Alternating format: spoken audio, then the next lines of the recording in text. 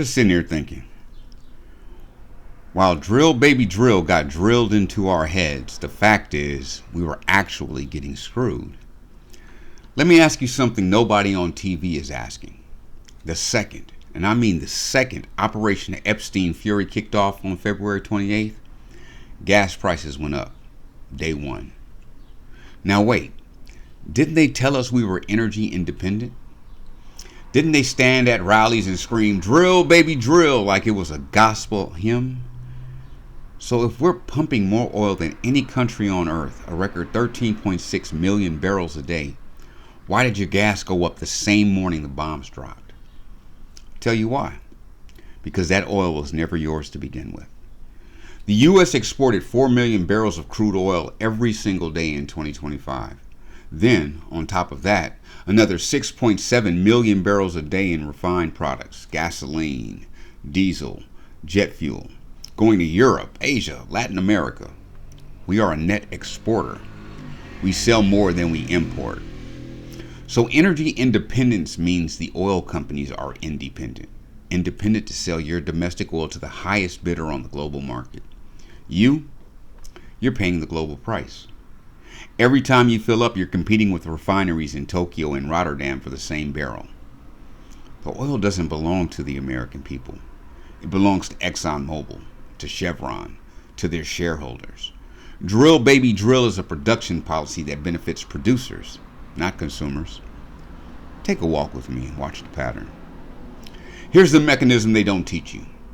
Oil isn't priced based on where it came from. It's priced on a global commodity market. The moment traders perceive any threat to supply anywhere on the planet, the price moves immediately for everyone. Crude went from $67 a barrel before the war to nearly $100 within the first week. By mid-March, the national average for gas had jumped over 70 cents a gallon.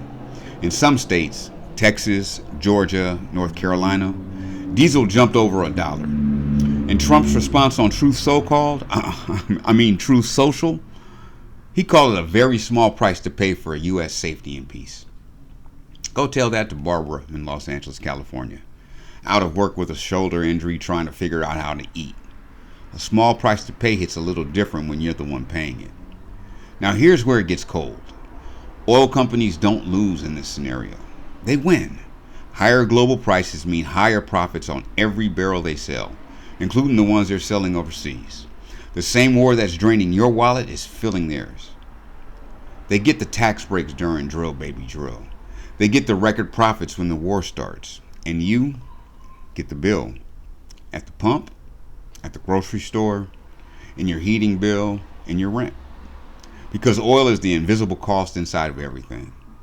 The Center for American Progress put it plain. In the United States, despite record levels of domestic fuel production, prices are more exposed than ever to global fuel interruptions, after a decade of building infrastructure meant to link domestic supply to overseas markets. They built the pipes going out, not for you, for profit. So the next time someone chants, "Drill, baby, drill," ask them one question. Drill for who? Because they drilled. The oil companies profited. The war started. The prices spiked. And you filled up your tank at 70 cents per gallon higher, while somebody, somewhere, rang a register. You were never the customer in this equation. You were always the product. It's just a different grift, just a different day. Same people getting paid. This is Keith. When Keith speaks, ask better questions and watch the pattern.